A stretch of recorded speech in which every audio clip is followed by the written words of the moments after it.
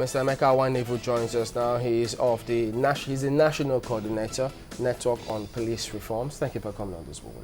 Thank you very much. We're speaking about insecurity, corruption. I mean, you got people who say, wait a minute, they just go together.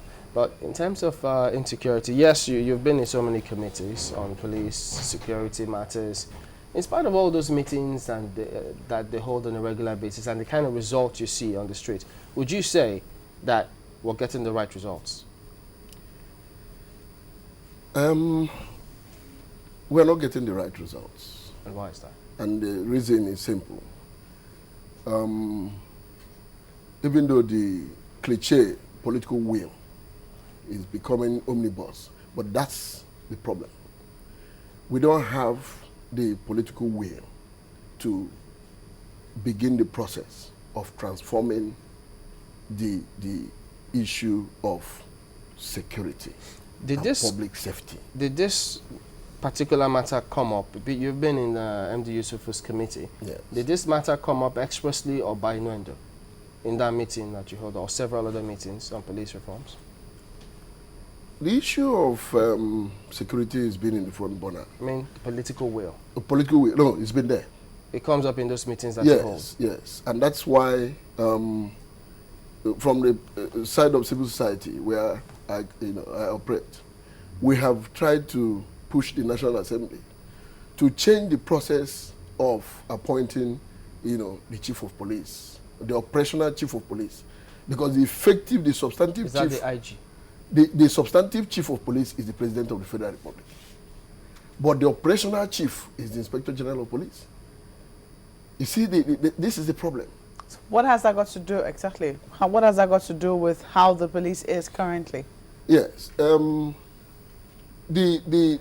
Inspector General of Police cannot follow through in terms of command and control because of the interference from politicians. Interference? What do you mean, interference? That is why sometimes you discover the Inspector General of Police can issue some instructions, operational instructions. Within a few hours or a few days, the same instructions are changed again from his office. Wait, could you shed some light on that? If you say interference from political office holders, because governors will tell you, look, we don't have control over these police officers. And now you say, he also, the IG, complained of interference. The governors, by virtue of the Constitution, have no control over the police.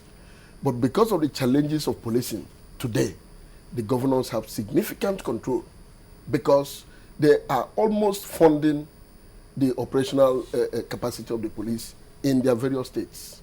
Okay. Which political office interferes with the office of the IG?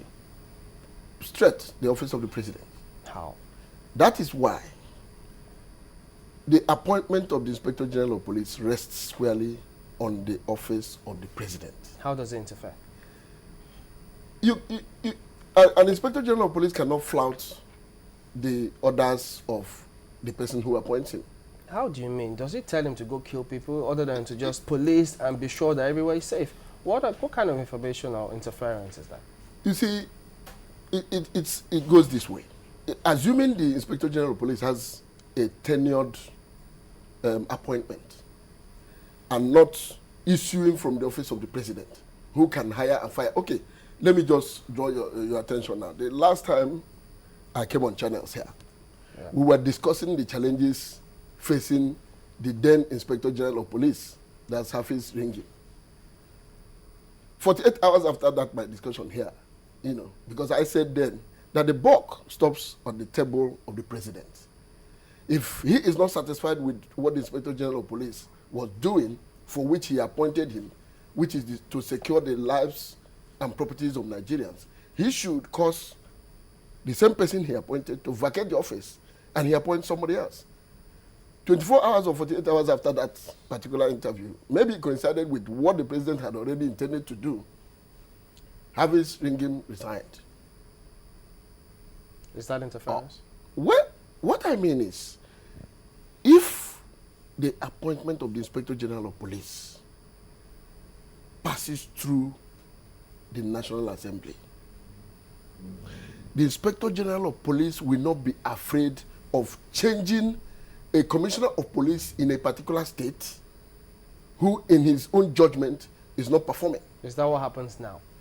For goodness sake, he I am afraid? aware that there was a time a commissioner of police was moved from Imo State, I'm being particular now, to Lagos State. He could not resume because the political forces in Lagos State said, this man is not welcome here. I will not mention the name, but that commissioner of police was eventually moved to Kwara State. But that No, was not from the are president. these some of the issues we should be talking about when we talk about police reforms? Yes. The process of appointment of the operational heads of police is important. That's why we are where we are. It's not about funding. I mean, because oftentimes when we talk about it, it's not about the training of the men at the bottom who eventually get up there to become, the IGs and all the DSPs and what have you. It would seem that the priority is more about securing the tenure and making sure that the office of the IG or the powers of the IG are secure. Is that what we should be focusing on? If you look at the entire gamut of security system, the police as an institution has its own institutional problems. From recruitment to the training after recruitment to lack of the necessary funds, not that the funds are not provided for, the funds that are supposed to be applied for the purchase of equipment, Okay. including uniforms and accoutrements. You can see that's why Lagos State is succeeding in its own internal security arrangements with the Lagos State Security Trust Fund. I can say authoritatively that more than 50% of the vehicles used by the Lagos State Police Command are provided by the Lagos State government. All right, we've got a report which highlights, she shed some light on some of these challenges which needs to be addressed. But while you look at that, we'd also like you to tell us, in all of those meetings, what stands out? What do they require? I mean, other than the operational head of the police office. Let's look at this. A view of the Premier Police College from the outside. From here, it is hard to imagine the state of things on the inside. And when one is granted the opportunity to come in, the complex looks good enough for a visitor to assume all is well within the college. But within the office walls, the scene turns really bad.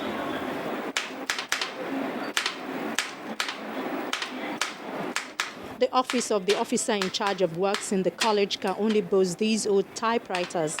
The chairs are in a terrible state, and when it comes to the training facilities, much is left to be desired. We'll seek the assistant on the environment. We'll seek the assistant and the head of corporate body around there. For 13 months, the trainees receive lectures in here. With nothing to cool the room, the students who sit in this overcrowded lecture hall are expected to assimilate knowledge. Of course, the learning facilities is key. You don't have learning facilities in that place. Where they use cafeterias to do their teaching and learning is terrible. If you say police college, that's supposed to be the premier police college in Nigeria.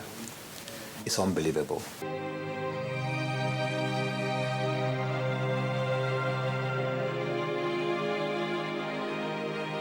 It used to have an Olympic-sized swimming pool, but this is what is left of it. Today, the pool breeds toads. The college that used to boast the best shooting team in the region now has no shooting range for the current set of recruits.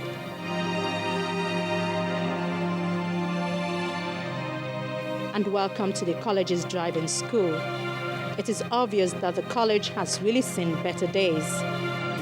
Since when the college was established, there have been no any major development, only some few renovations. And the intention of the white people before, they have the facilities on ground then.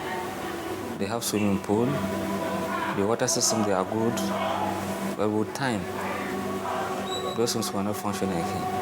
Like how many people did they build the school for then? About 700. And how many students are here now? 2,554. So, all the facilities now, they are stretched. No development, no renovation. The staff of the college reluctantly told me that they cannot remember the last time books were supplied to the library. The majority of the books here were purchased in the 1970s. In these days of electronic books and a library, this is what the premier police college in Nigeria can boast as its library. Outdated books are all we can find here. No computers, no internet access, there's no fan nor AC to make the users comfortable. You can see how I'm sweating here. With all these, one wonders if the graduates of this institute are adequately equipped to face the security challenges of the 21st century. Ayola Kasim reporting for Channels Television News.